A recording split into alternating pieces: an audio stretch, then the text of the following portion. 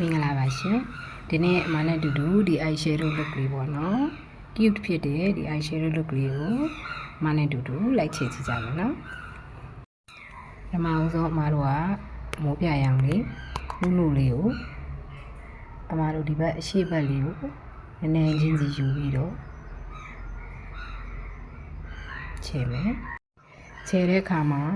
white ကလေးချေမယ်နော်နည်းနည်းချင်းစီယူမယ်အများကြီးမယူ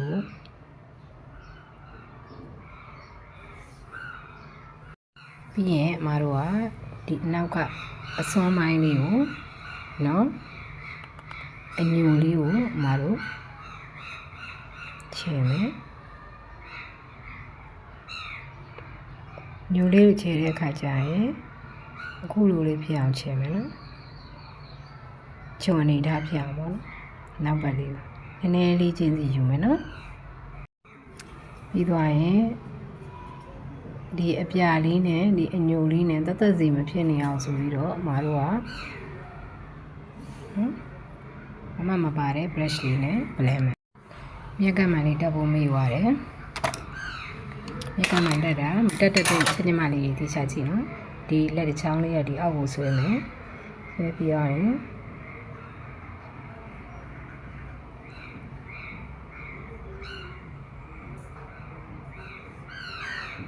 နော်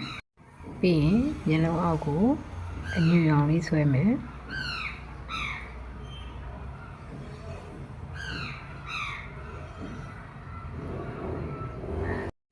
ပြီးရင်အမတို့ကအဲ့ဒီအညူရဲ့အောက်ကို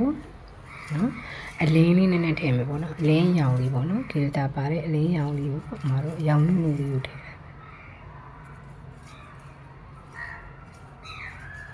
အဲ့အောက်ကနေဆွဲလိုက်တာ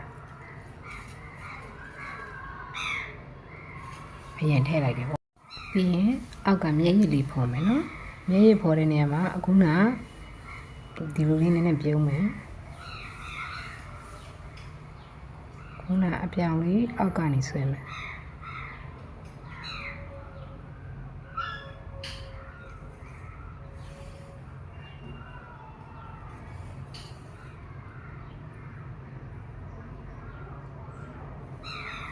ဒီပေါ်ပြီးရင်ရောင်လေးအဖြူရောင်လေးပေါ့နော်ဒါလေးကိုထည့်မယ်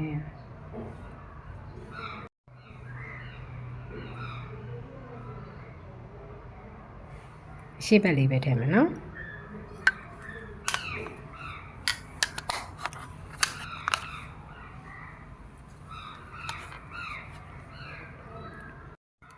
ဒီ makeup look လေးကဆိုလို့ရှိရင်ဆယ်ကျော်တဲ့ချင်းညီမလေးတွေပေါ့နော်ချစ်သမီးလေးတွေချင်းညီမလေးတွေလိမ့်လို့ရှိရင်ပို့ပြီးတော့လိုက်ဖတ်တယ်ပေါ့နော်အမကတော့အသက်ကြီးနေပြီသို့ပေမဲ့လည်းဒီ eyeshadow look လေးနဲ့ဒီ makeup look လေးကိုပြင်ပြခြင်းလို့အမဗီဒီယိုရိုက်လိုက်ခြင်းဖြစ်တယ်ပေါ့နော်ဒီလိုလေးတွေလှခြင်းနဲ့ဒီလိုလေးတွေပြင်ခြင်းနဲ့ photo shoot အတွက်ပဲဖြစ်ဖြစ် body အတွက်ပဲဖြစ်ဖြစ်ပေါ့နော်အဲ့လိုလေးတွေလှအောင်ပြင်ခြင်းနဲ့ဆိုရင်မဆီမှာပြင်ပေးပါလေရှင်နော်စိတ်တိုင်းကြပြင်ပေးပါလေနော်ဒါရောက်ပြင်ဆင်နိုင်ပါလေရှင်အခုမျက်တောင်တူလေးတက်မယ်နော်မျက်တောင်တူတက်လို့ရှိရင်ကောချအောင်ခဏထားမယ်နော်ထားပြီးတော့မှတက်မယ်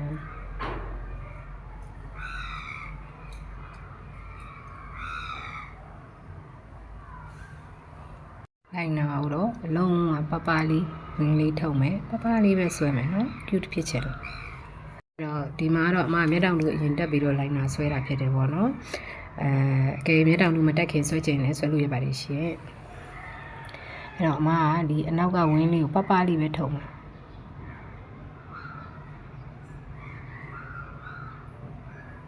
နော်ထုတ်ပြီးသွားတဲ့ခါကျရင်အမပပလေးပဲလိုက်နာဆွဲမှာဖြစ်တဲ့အတွက်ပါလေးပဲဆွဲတယ်နော်ပြီးသွားတဲ့ခါကျရင်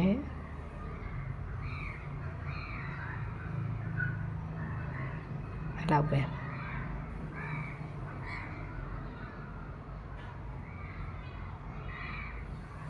ော်ဒီလောက်လေးပဲထုတ်မယ်ပြီးသွားရင် mascara လေးကော်မယ်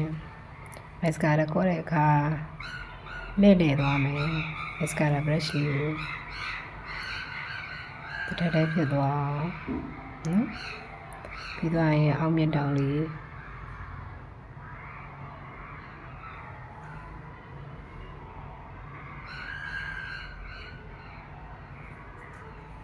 အောက်မျက်တောင်လေးခေါ်မယ်နော်အောက်မျက်တောင်ကလေဒီ brush အသေးလေး mascara နဲ့ဆိုပိုးဆင်ပြေတယ်အောက်မှာအကယ်ပြီပေါ့နော်ပေသွားတယ်ပြုတယ်ဆိုလို့ရှိရင်လည်းချက်ချင်းမပြတ်ချနဲ့ချက်ချင်းဒီလို brush အပါလေးနဲ့ပေါ့နော်အောက်မျက်တောင်လေးကိုကော်လို့ရှိရင်ပိုးဆင်ပြေတယ်အောက်မှာပေသွားလို့ရှိရင်လည်းချင်းမတို့ကချက်ချင်းမပုတ်ချနဲ့နော်ချက်ချင်းဖြတ်တာမျိုးမလုပ်ဘဲနဲ့ခဏလေး6အောင်ထားပြီးတော့မှအသာလေးသူ့ကိုနာချက်တန်လေးနဲ့ဖြစ်ဖြစ်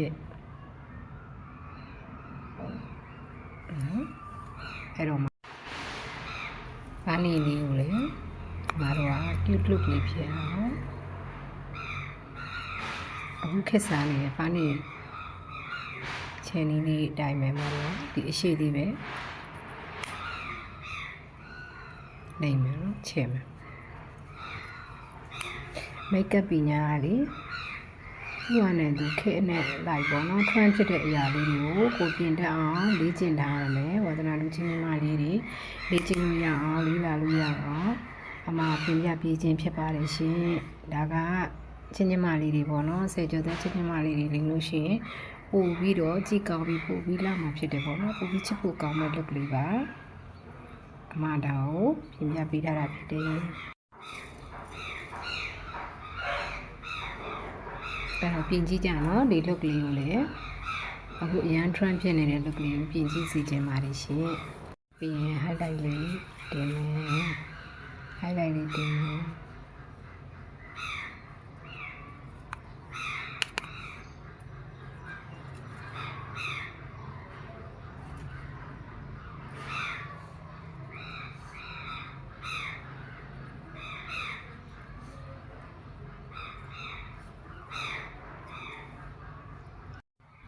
ပါးလေးကိုလည်းနည်းနည်းလေး highlight လေးတင်မယ်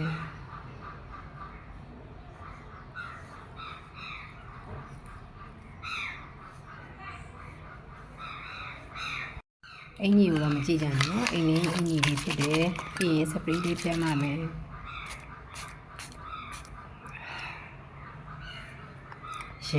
ကိုလှတယ် makeup လေးပါရှင်အဲ့တော့ဝါဒနာလူချင်းမလေးတွေအိမ်မှာပြင်ကြည့်စေချင်ပါတယ်ရှင်ဒီစပင်လေးကို cute ဖြစ်တဲ့ဒီစပင်လေးတွေကိုထုံးတက်ချင်မှသာထုံးတက်ချင်တဲ့လူတွေမှန်မှန်ဝင်ရေးပေးခဲ့နော်အမစီနီလေးကိုဗီဒီယိုရိုက်ပြီးနောက်ထပ်တစ်ခါကြာရင်တင်ပေးမယ်နော်အားလုံးကျေးဇူးတင်ပါတယ်ရှင်